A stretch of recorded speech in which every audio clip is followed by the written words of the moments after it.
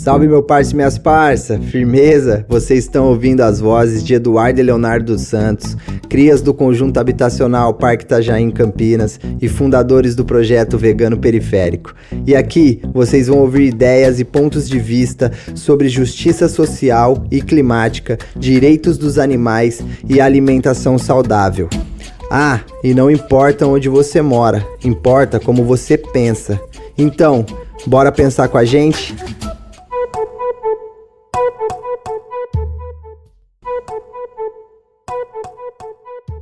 Salve, salve rapaziada! Está começando mais um episódio do podcast Vegano Periférico. Eu sou o Léo. E eu sou o Du. E hoje vamos falar de veganismo, direitos dos animais, ecossocialismo e alimentação, mas na perspectiva amazônida. E trouxemos para somar com a gente nessa a Michele Muriel, que é natural de Belém do Pará, gateira por paixão, gestora ambiental, doutoranda no Núcleo de Altos Estudos Amazônicos da UFPA, a Universidade Federal do Pará, e pesquisadora de sistemas alimentares na Amazônia. Primeiro, Mi, eu queria te dar as boas-vindas. Obrigado por somar com a gente aqui nesse episódio. O Du já te apresentou um pouquinho, mas nos conte mais, tanto pra gente quanto pros nossos seguidores. Quem é você? Quem que é a Michele Muriel? O que você faz atualmente? Qual que é a sua caminhada? E o porquê que você virou vegana? É isso que a gente gostaria de saber por enquanto. Legal. Oi, Du. Oi, Léo. Eu quero agradecer, primeiramente, o convite. Eu admiro muito o trabalho de vocês. Eu acho muito importante uma comunicação contra-hegemônica, uma perspectiva de veganismo popular, né? E eu estou muito feliz de estar aqui com vocês nessa conversa. Então, né, como vocês falaram, eu sou natural de Belém do Pará, sou uma mulher amazônida.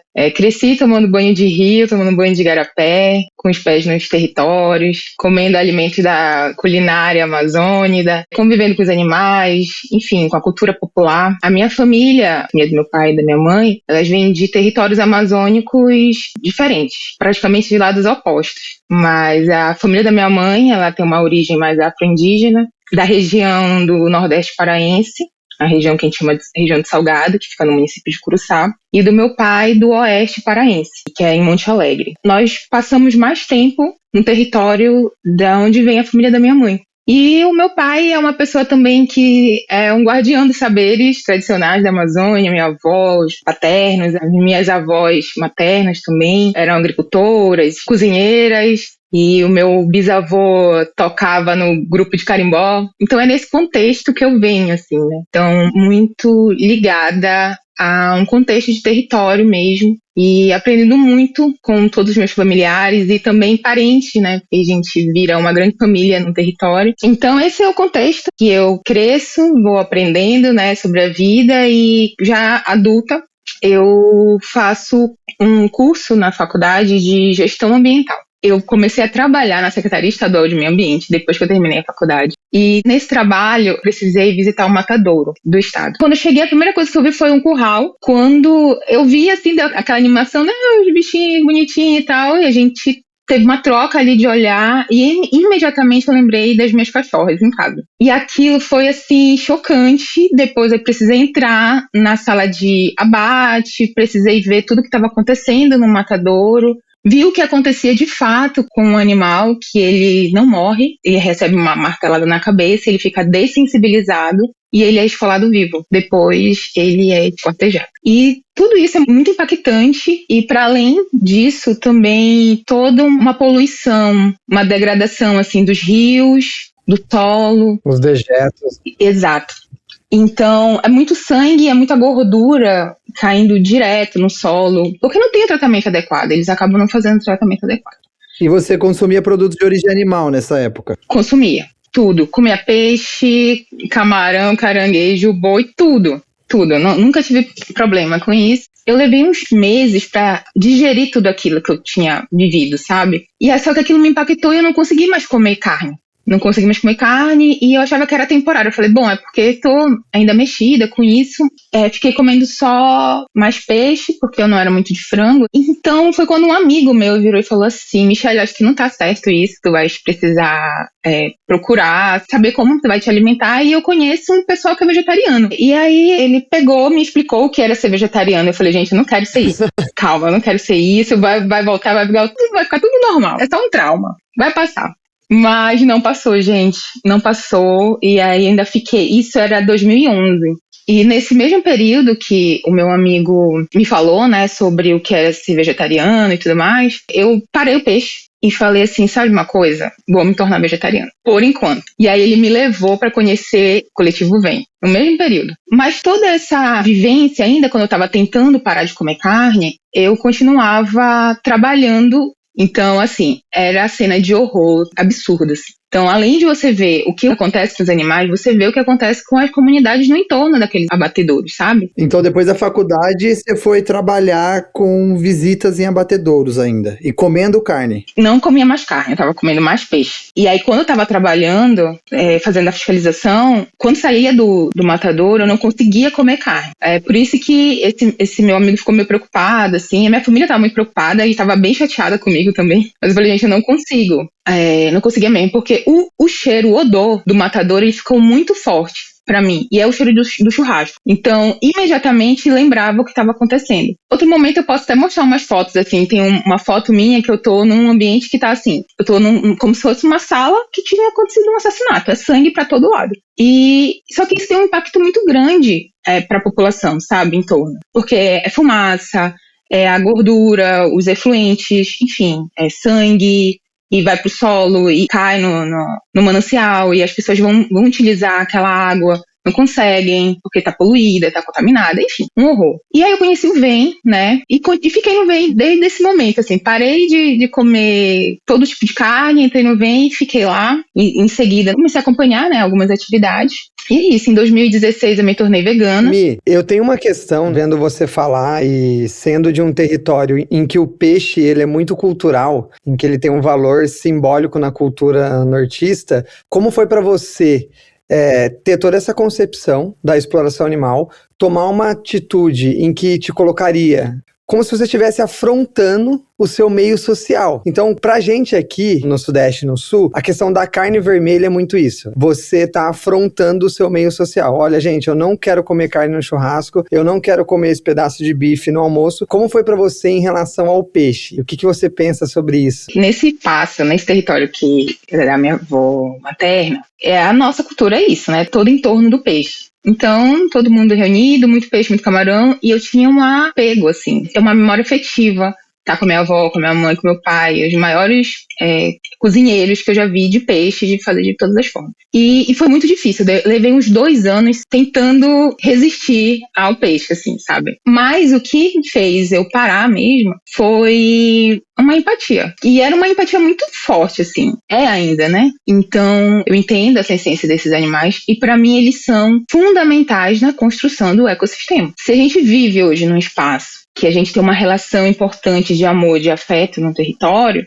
os animais também fazem parte. Então, eles também têm que ser considerados. Então, foi isso que fez eu parar de comer peixe, mesmo gostando, mesmo tendo uma memória afetiva, né, que reunia ali com a minha família para comer. E foi muito difícil também olhar pro meu pai e falar assim, pai, eu não vou comer esse prato que o senhor tá fazendo, né? E a gente é muito próximo em relação a isso, né? Em torno da mesa. Eu acho que esse assunto cultural e do veganismo é um pouco o nosso calcanhar de Aquiles, assim, né? Se a pessoa ela não tem essa noção de ciência, se ela não enxerga o animal como um bicho que tem uma vida própria, que é inerente a ele, né? Ele deve ser respeitado nesse sentido. Essas pessoas estão olhando como um produto, como um objeto, como uma coisa, né? E como algo cultural, algo que permeia relações sociais. E aí, eu queria te fazer uma pergunta nesse sentido, né? Como que a gente luta pela proteção dos animais, pensando na questão dos peixes, como a gente faz uma militância, como a gente trava essa luta, essa batalha, não desconsiderando a importância desses pratos para essas populações e para o seu pai, por exemplo? Olha, esse é um desafio, uma pergunta muito difícil. Eu enxergo os espaços como diversos, né? Então, cada lugar tem uma diversidade de povo, de gente, de modos de existir, de viver, de pensar. A cultura dominante, vamos dizer assim, né?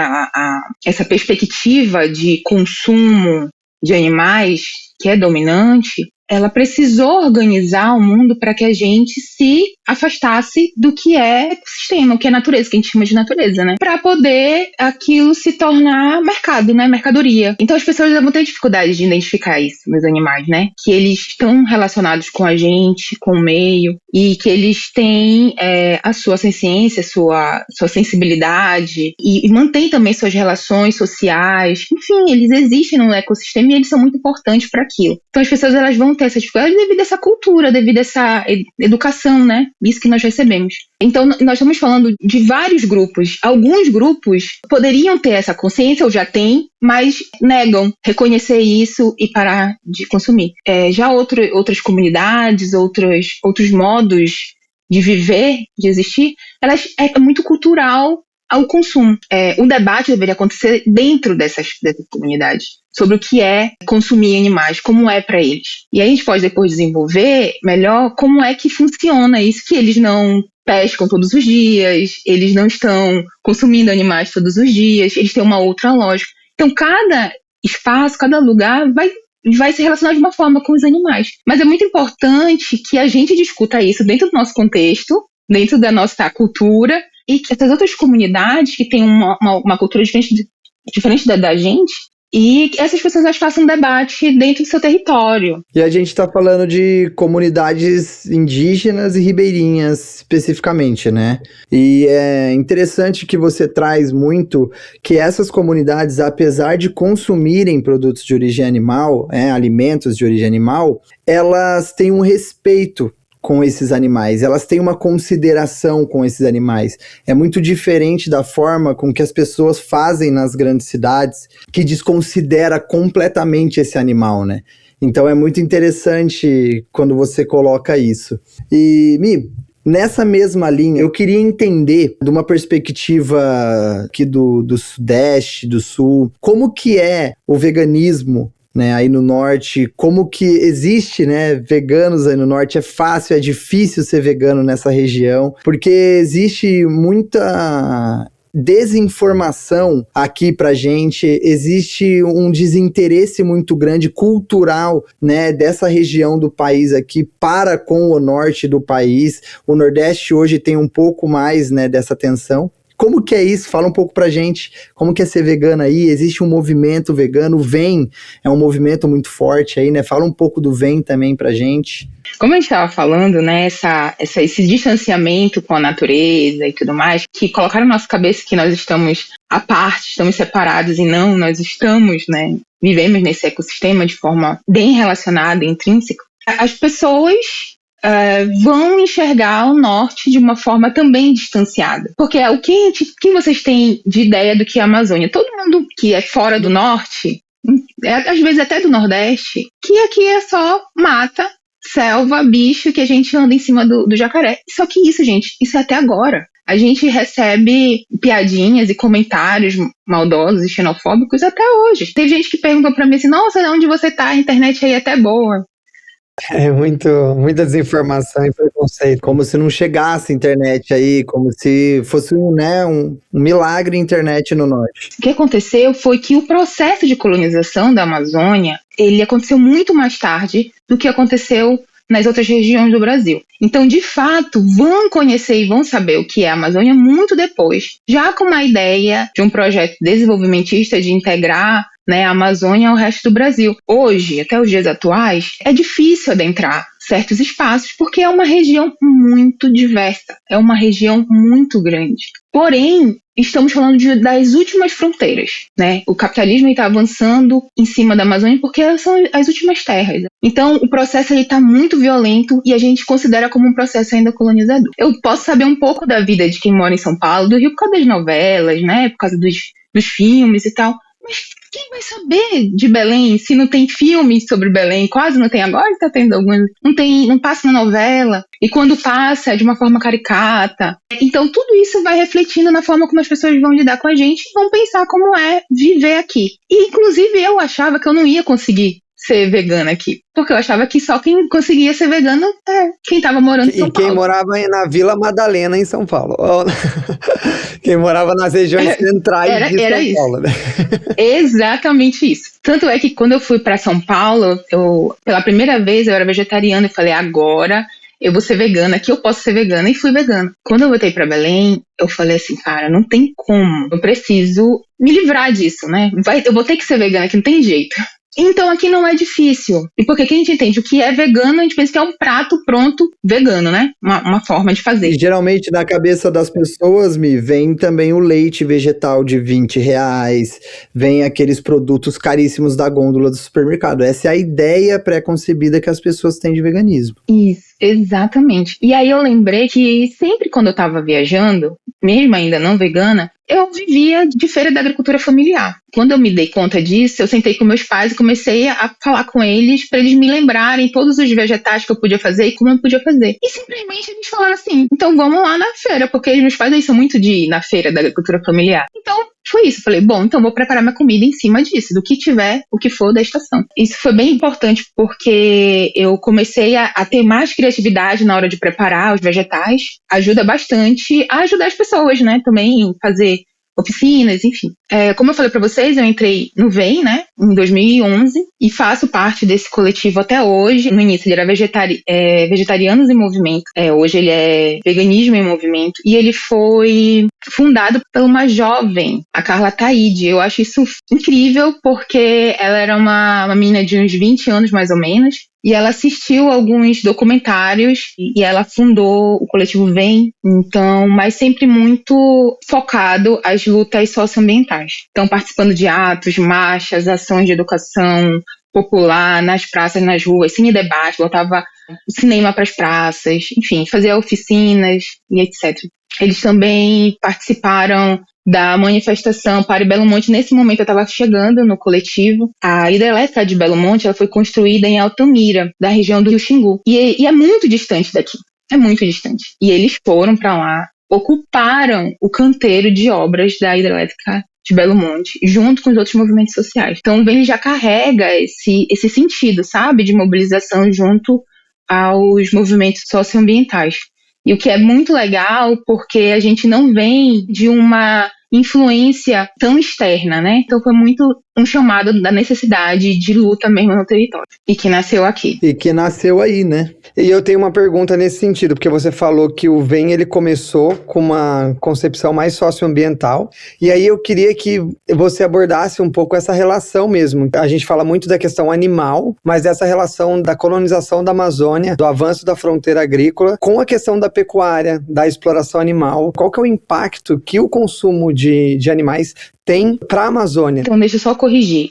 Quando começou o VEM, eles faziam atividades voltadas para expor a exploração animal. Era muito forte. Mas sempre bem próximo aos movimentos de lutas socioambientais. Tá? Para responder a tua pergunta sobre essa questão da colonização e os animais aqui, a gente já vai fazer mais esse debate a partir mais ou menos de 2018. O VEM ficou um pouco parado, assim, um pouco antes de 2018, ali 2015, 2016. E aí, em 2018, a gente retoma o VEM.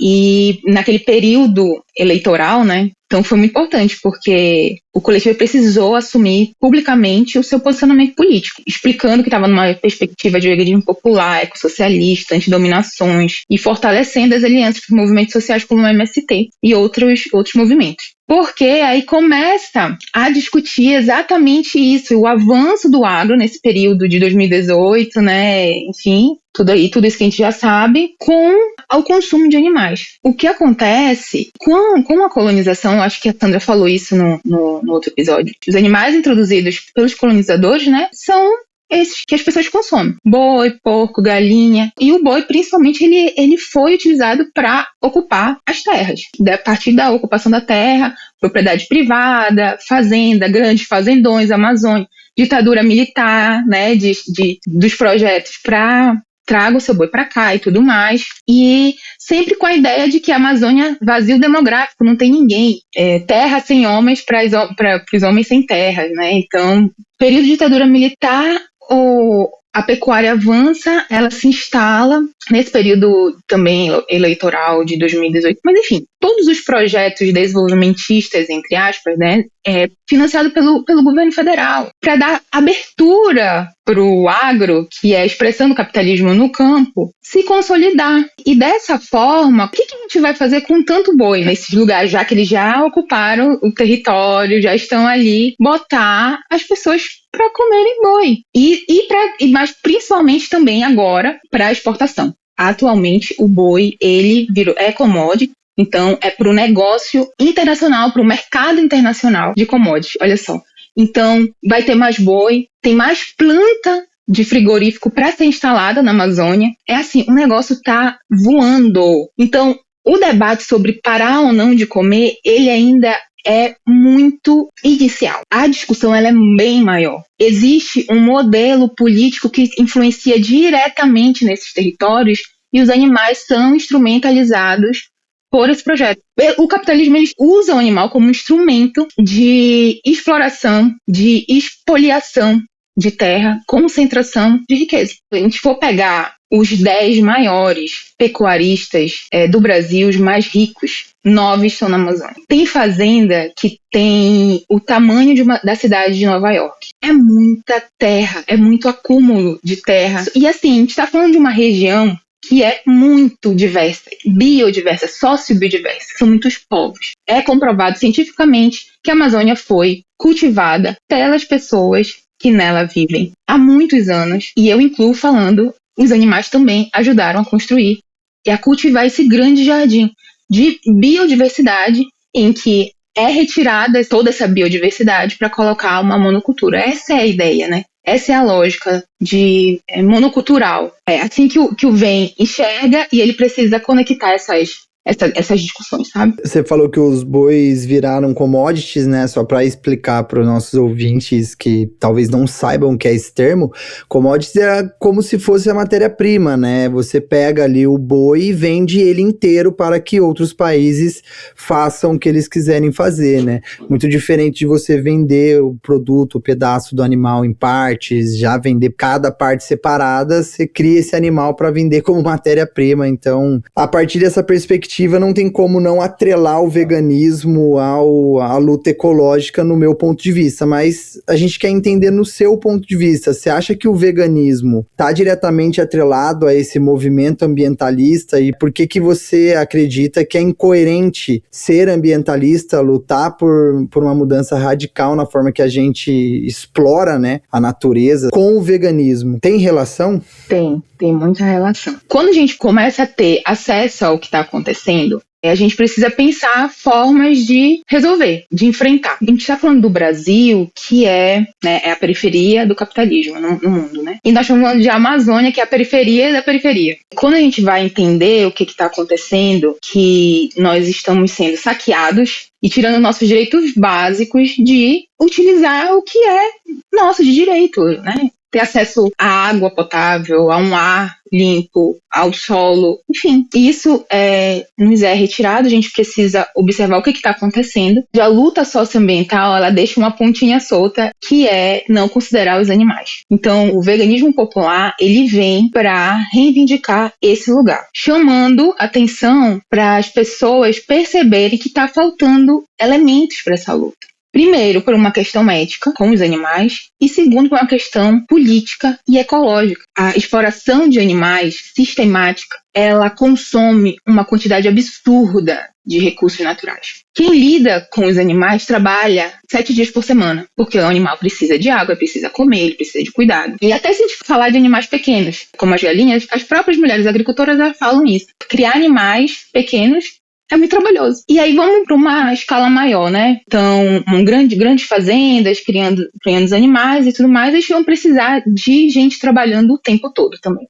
Então, os socioambientalistas precisam considerar isso. Os ambientalistas, eu tenho críticas ao ambientalismo, porque eu acho que não existe questão ambiental sem que não tem a questão social, sabe?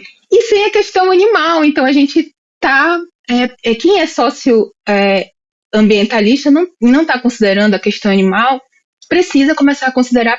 E as pessoas dos movimentos sociais que estão no território, elas estão falando dos animais. A gente que não está ouvindo.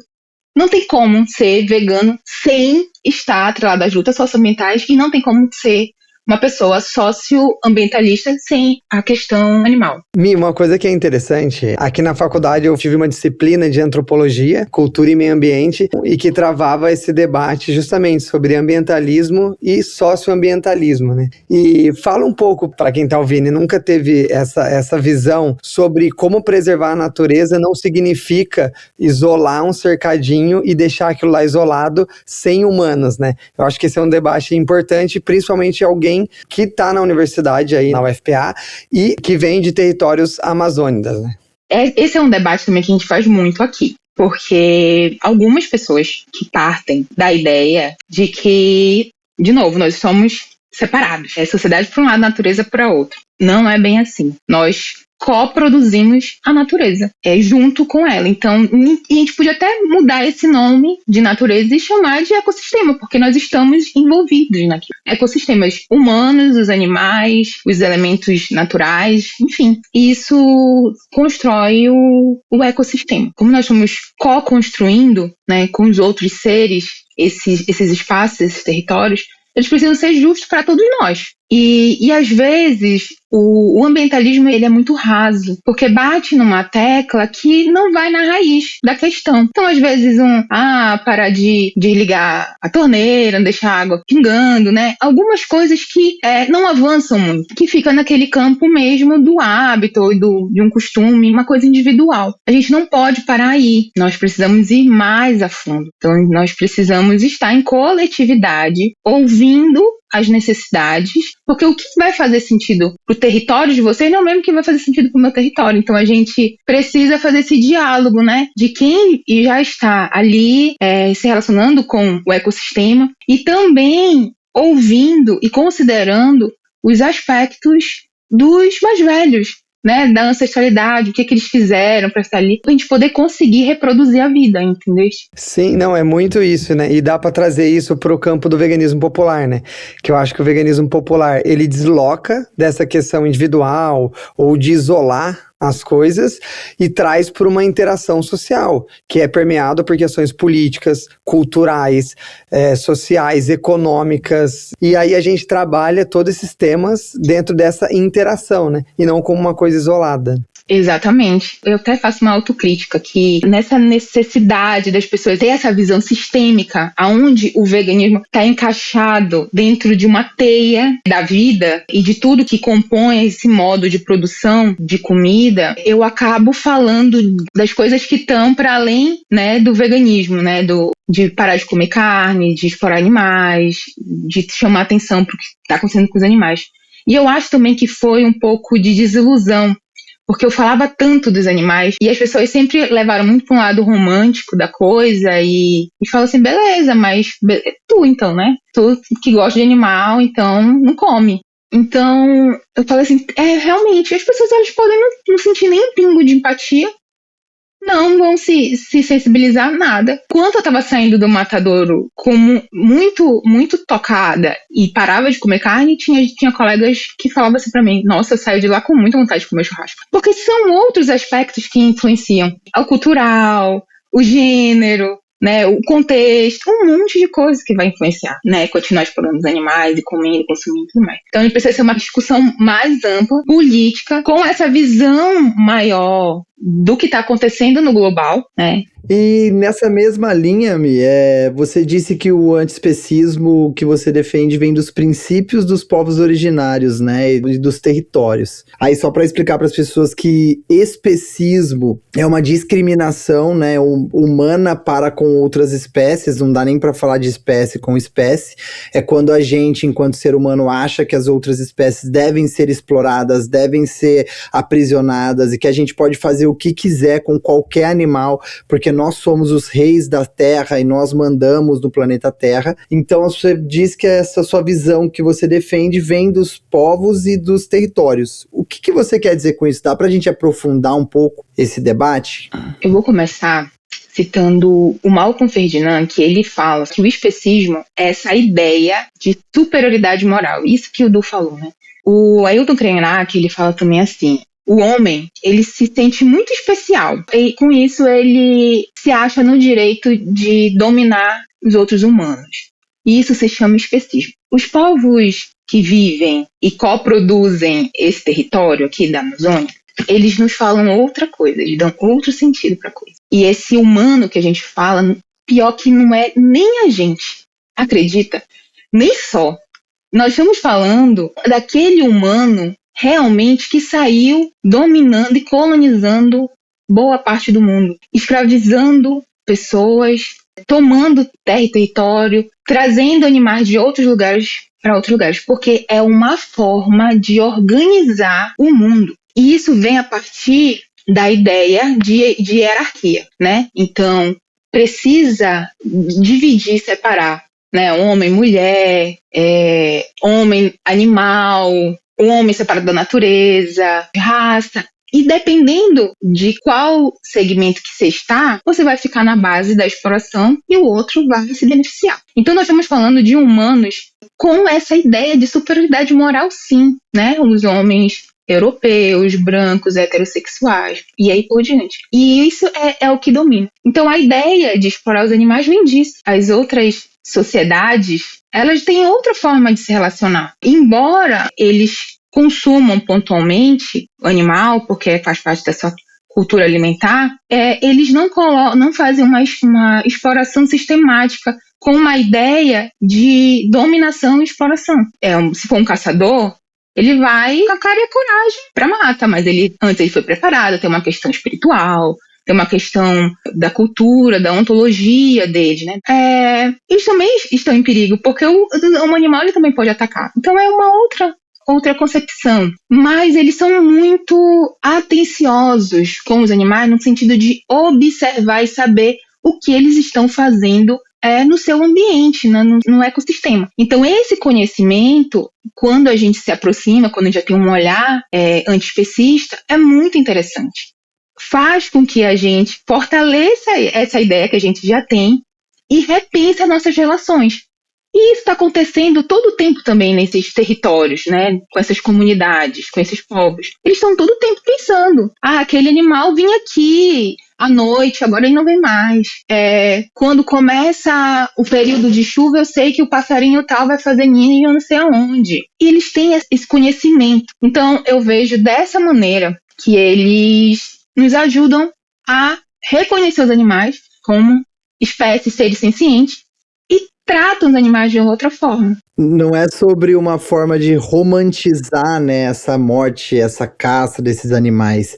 É realmente uma outra relação, né? Ter crescido vendo isso, eu não acho absurdo eu me tornar vegana 100%, porque eu acho que é muito, muito próximo de se tornar vegana, sabe? Então, primeiro, porque se eu vejo que as pessoas elas têm essa atenção e e dão esse devido respeito aos animais, eu só reformulo. Então tá bom, eu também concordo com isso.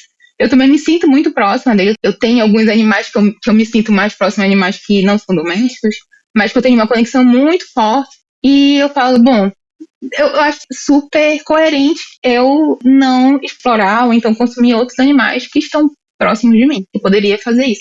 Olha só, eu tive uma reflexão com essa sua fala, muito interessante, né? Porque às vezes uma pessoa que está inserida num contexto urbano, aqui no sul, no sudeste, dentro de um apartamento, muitas vezes ela vai olhar para esse caçador, para essa pessoa e falar, pô, que pessoa cruel, né, cara? Ela sai da casa dela para ir caçar um animal.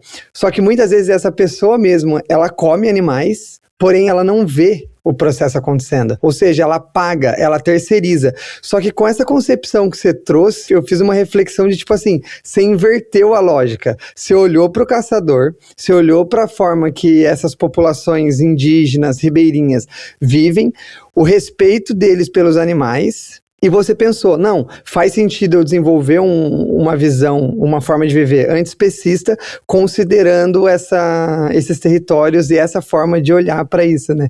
Então, olha como que as coisas são complexas, assim, né? E muita gente, às vezes, critica até o veganismo e fala que a coisa é impositiva, tudo, enquanto tá patrocinando exploração animal, patrocinando a devastação do meio ambiente e ainda culpabilizando e responsabilizando pessoas que estão vivendo numa outra lógica. Geralmente a gente recebe crítica de algumas pessoas que estão fora do movimento, principalmente da esquerda brasileira, de que a gente quer impor para todas as pessoas, para comunidades ribeirinhas, indígenas, que tem que ser vegano, que todo mundo explora os animais. A gente tem que tomar um pouco de cuidado, que não é bem isso que a gente está falando, não é bem isso que a gente fala, e a gente fala de um veganismo através de uma outra perspectiva de luta e considerando todos os povos, todos os territórios, como a Michelle colocou brilhantemente aqui no podcast. E aí, nessa mesma linha, né, que a gente está conversando, eu quero entender o que é ecossocialismo e o que é o ecofeminismo. E a opressão dos animais tem relação com a opressão das mulheres? Tem alguma raiz comum? Possível dizer isso de alguma forma? No veganismo popular, a gente faz esse diálogo, né, junto com as outras lutas. E uma delas é o ecofeminismo. O ecofeminismo, a gente começa a considerar, como eu falei para vocês, dentro do contexto que vivemos, que é esse totalmente ligado em relação com o território, com o ecossistema, a gente não consegue fazer uma luta sem estar atrelado a ele. Mas aí eu trago para o exemplo daqui, né? Eu trago um exemplo das mulheres daqui, as ecofeministas, que também podem ser feminismo, pode ser o feminismo camponês popular, que são as mulheres que estão na luta pelos seus direitos, como, né, mulheres, mas também do ecossistema e do território. Então, o direito de acesso, a reivindicação de acessar certos recursos, água, espaço, território, espécies vegetais, enfim, estão totalmente atrelados à identidade das mulheres. Então, quando elas precisam chamar a atenção da sociedade que está faltando água limpa e potável porque uma mineradora se instalou próxima ao território e está contaminando o recurso hídrico dela, ela sofre violência de gênero. Se ela fosse manifestar no campo político, ela sofre violência política de gênero. E não tem um local que ela possa se proteger, correr. Às vezes não tem delegacia nesse lugar, sabe, da mulher, para que ela possa buscar o direito dela. Então, são mulheres que estão numa situação bastante vulnerável. Posso afirmar que são mulheres não brancas, né, que são mulheres que estão na base do trabalho, da reprodução da vida, e estão cuidando das crianças, estão cuidando dos maridos, das pessoas que estão doentes, enfermas, elas ficam com essa responsabilidade. E esse ecofeminismo, ele não é assim, é muito natural, é a essência da mulher. Não é isso. É um papel social que foi colocado para ela exercer.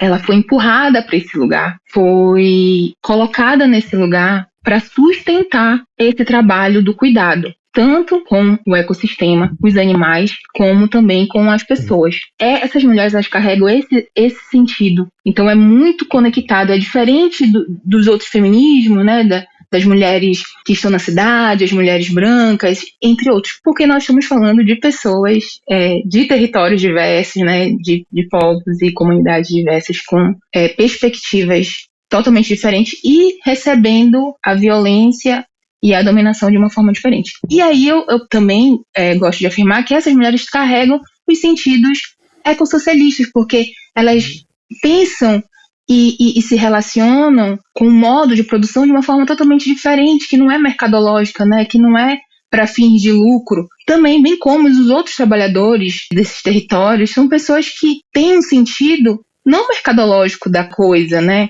É do cuidado, é para o seu autoconsumo, é para partilhar coletivamente, é com o entendimento de um território coletivo, e que eles não estão sendo ouvidos, não têm seus direitos básicos garantidos, recebem muita violência. Eu ia até te perguntar se essas pessoas que estão inseridas nesse contexto, se elas têm uma concepção teórica do que é o ecofeminismo, né? Porque você falou que elas estão ali na prática, estão ali na lida, e a universidade e os movimentos sociais estão pensando isso teoricamente, né? Mas essas pessoas que estão ali no território, que estão travando essas batalhas, eles têm essa concepção teórica? Com a pergunta do Léo, quero complementar já para responder. Eu acredito que boa parte delas não tenha, né, essa concepção teórica, só que elas são julgadas nesse lugar, né? Elas não são valorizadas, não são assistidas por não ter esse lugar, né? Exatamente. Faz sentido? Infelizmente. Eu fiz um trabalho no Nordeste Paraense com um movimento de mulheres Nordeste Paraense, Minepa. E lá é uma aula.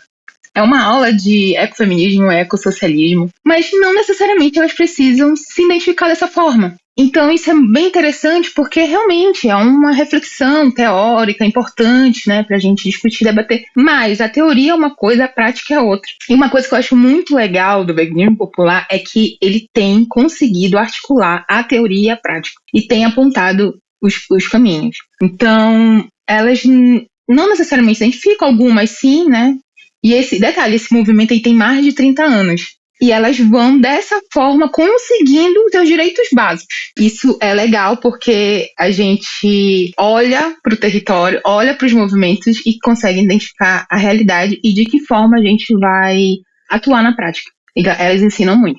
E vai aprender com quem tá fazendo, né? Só que às vezes acontece de pessoas que vêm com uma bagagem acadêmica, com muita prepotência e muita arrogância, tentar impor nesses territórios, que são debates que acontecem aqui no Sul e no Sudeste relacionados às periferias, assim, né? Galera que vem da classe média alta acadêmica, chegam nos territórios periféricos e querem impor a sua forma de pensar, a sua visão de mundo, as suas teorias, e aniquilam o que aquelas populações ali já estão fazendo, se articulando de diversas formas, com a sua linguagem, e são desrespeitados nesse lugar, por conta de um academicismo que se acha completamente superior, né? Esse debate ele é bem, bem importante, assim, pra gente travar. E, Léo, é muito importante também para conectar com o que acontece também aqui na universidade, né? Uhum. As pessoas, elas vêm do Sul e Sudeste, elas também vêm com essa visão de que eles sabem mais, né? De quem está aqui. E também nos trabalhos, em geral, nós não somos chamados, né? Nós não somos vistos como pessoas, pesquisadores que sabem o que está acontecendo aqui na região, mas sim pessoas de fora. Elas sabem mais. E elas são mais valorizadas, pagam mais, enfim. É a lógica, né, da hierarquia. Quem é que vale mais nisso tudo? E isso vem da colonização, né? Quando foram fazer a primeira universidade no Brasil, que foi em São Paulo, eles falaram que numa determinada região não podia, porque lá eles falavam de um jeito estranho, né? Mas por quê? Falavam esse R que a gente fala puxado, que tem origem indígena, porque, né, não existe o R nas línguas indígenas, e aí não podia fazer a universidade. Então sempre essa visão preconceituosa, estigmatizada e que vem sempre de fora para cá, né? Como se a gente fosse inferior em tudo que a gente faz e principalmente quem vive no norte do país, né? Muito bom. Mi, já se encaminhando para o final, né, eu tenho uma última perguntinha no meio de todo esse debate. O que seria um sistema alimentar amazônico justo na sua concepção, assim, né?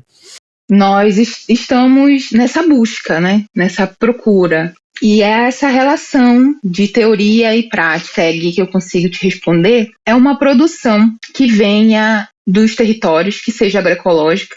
Hoje a gente usa essa palavra agroecologia, mas ela talvez seja uma palavra nova, mas é uma prática muito, muito antiga, que são os quintais diversos, biodiversos, que as pessoas sempre produziram para o seu autoconsumo. E então, nesses espaços, as produções, elas são muitas, né, que eles conseguem ter para o seu autoconsumo e para comercialização. Como é para o seu autoconsumo, é de uma forma com uma relação mais sustentável. Uma relação sustentável com o seu território.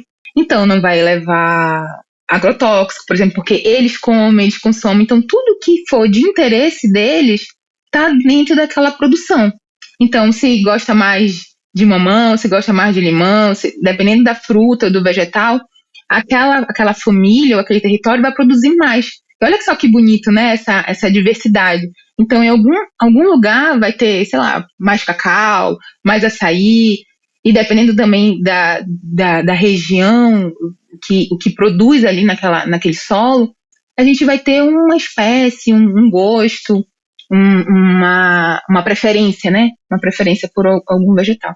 Então, e tudo isso compõe uma feira totalmente diversa, né? Diversificada. Então, a gente vê que tem que ser uma produção vinda dos territórios dessa maneira, que tenha, né, uma relação com o ecossistema, então, e com todo esse conhecimento que eles receberam da sua ancestralidade, e que a gente chama de sociobiodiversidade. Então, as pessoas, o ecossistema e toda essa diversidade formam uma produção que é sem veneno, que respeita os territórios, que respeita a história, a memória, né, e que ela é majoritariamente vegetal. Existem animais pequenos, existem, mas eles, assim, a gente vê uma porcentagem muito pequena, coisa de 2-3%.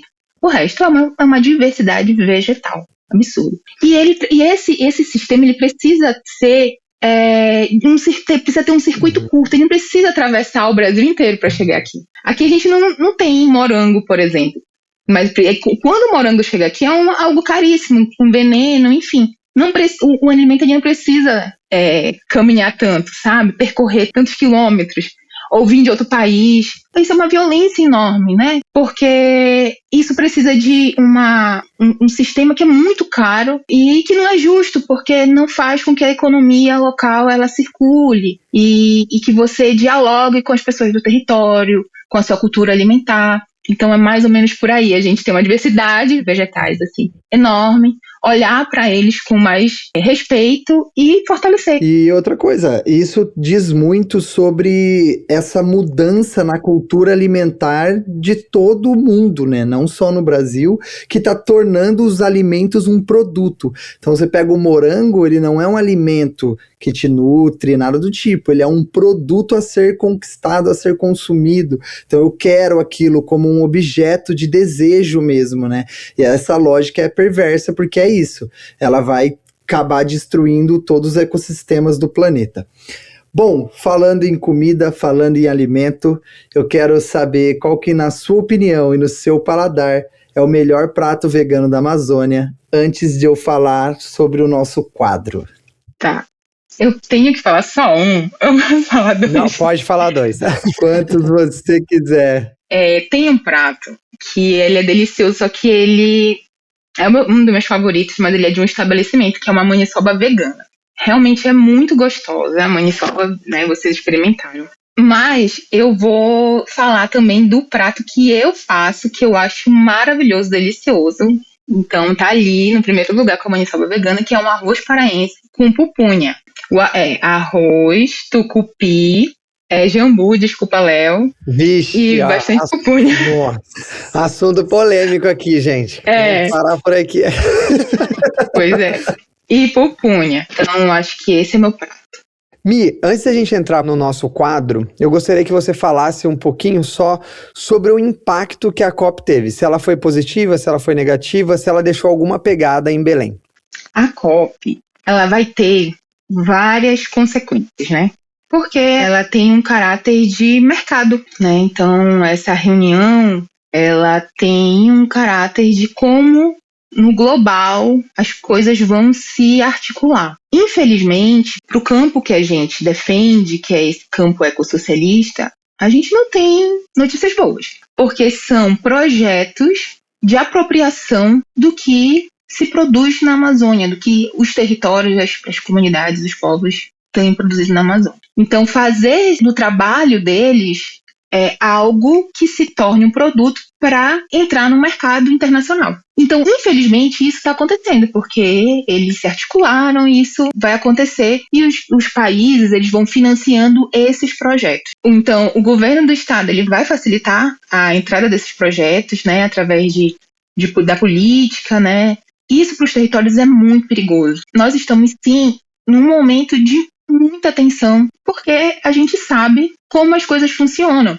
Então, a chegada de projetos para abrir hidrovias, estradas, fazer portos escoar soja, escoar boi vivo, né, que saem daqui de perto de Belém para atender a demanda de fora. Então, tudo isso parte do que é negociado na COP.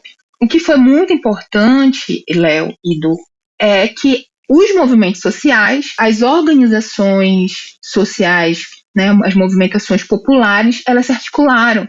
Então, isso é interessante para a gente fazer uma espécie de força para enfrentar, ao menos, né, quando esses projetos chegarem nos territórios que já estão chegando, já estavam chegando antes da COP. Então, assim, a COP, de modo geral, ela não é legal, então ela está pensando em mercado e eles estão conseguindo, mas, como sempre fomos um povo, somos filhos da Revolução Cabana, então é um povo de muita luta, é um povo muito aguerrido e vai continuar. Como está acontecendo aí, os povos indígenas estão em luta e conseguindo conquistar muita coisa que, infelizmente, não chega para aí, mas nos últimos dias, nos últimos meses, muita coisa aconteceu e eles estão realmente no front aí para não deixar esses projetos passarem. Bom, a gente podia ficar falando aqui até amanhã, mas a gente já vai encerrando esse nosso papo. E antes disso, a gente tem um quadro no programa, Mi, que chama Isso é Coisa de Boy? E eu já te pergunto, Michele, debater veganismo no contexto amazônico é coisa de boy? Não. Eu vou dizer logo assim, não. Espero que não seja. Porque assim, nós vamos pensar, né? Boy, playboy, é isso, né? É, isso. Aí eu já penso assim, pequeno burguês. Como é a cultura do boy? É uma cultura de consumo, alienação das questões sociais, das pautas. É algo que busca status. E tem ali aquela pegada conservadora, né? Liberal, empreendedor de si mesmo, herdeiro, é uma família que banca as gerações aí. Como foi que chegou essa grana aí para esse herdeiro? Explorou quantas pessoas, né? Estando numa perspectiva muito utilitarista das coisas, individualista. É assim que eu vejo, né, o boy. O que a gente está falando aqui é totalmente o contrário. A gente está falando de perspectivas coletivas, né? Perspectivas de uma herança ancestral, de cuidado com a coletividade, com o território, com o ecossistema. Então, realmente não é coisa de boy. Se a gente vacilar, o boy vai pegar essa pauta para ele, para hypar. E aí aqui eu poderia entrar em questões assim, bem no campo da fofoca, dessas coisas que a gente vê acontecer que Belém, o Pará, a Amazônia estão mais conhecidinhos agora, pós-COP e tal. É uma região que está conhecida e um monte de gente quer surfar nisso agora, né? Então é bom a gente ficar atento aí e dizer que não é coisa de boi. Bom, pessoal, queria agradecer, a gente chegou ao fim desse episódio aqui. Mi, muito obrigado pela sua participação, foram coisas incríveis que você nos trouxe aqui hoje, a gente aprendeu demais, tenho certeza que os ouvintes também. Léo, Du, muito obrigada por esse espaço, adorei estar aqui com vocês, adorei a conversa, espero que todo mundo aproveite, que tenha sido útil. Também quero pedir para as pessoas conhecerem o Coletivo Vem, seguirem o Vem no Instagram, que é vem.oficial, e a gente se encontra por aí. Meninos, muito obrigada, um abração em vocês. Leozão, muito obrigado, mano, tamo junto, viu? E muito obrigado a todo mundo que ficou até agora aqui com a gente. Muito obrigado, Mi. Obrigado, Du, pela troca de sempre aí. Foi maravilhoso. Eu aprendi muito com esse episódio e acredito que os ouvintes também. É isso aí, gente. A luta continua. Viva o veganismo popular, viva a Amazônia e seguimos na luta. Um grande e forte e leal abraço. Valeu! Esse podcast só foi possível graças ao apoio da The Pollination Project. Com esse suporte a gente conseguiu comprar todos os equipamentos e colocar o projeto de pé. Mas, para a gente continuar no ar e produzindo ao longo do tempo, o apoio coletivo é fundamental. Então considere nos apoiar através do Apoia-se. Escreve em um navegador, Apoia-se Vegano Periférico e nos apoie. Ou pelo Pix, veganoperiférico@gmail.com. Esse podcast é gravado e produzido por Eduardo e Leonardo dos Santos. A edição fica na responsa de Adriano Alcântara. E na arte, Pedro Henrique Jacob. E você, que é o principal responsável por esse programa existir. Um forte e leal abraço. E até o próximo episódio. Tamo junto.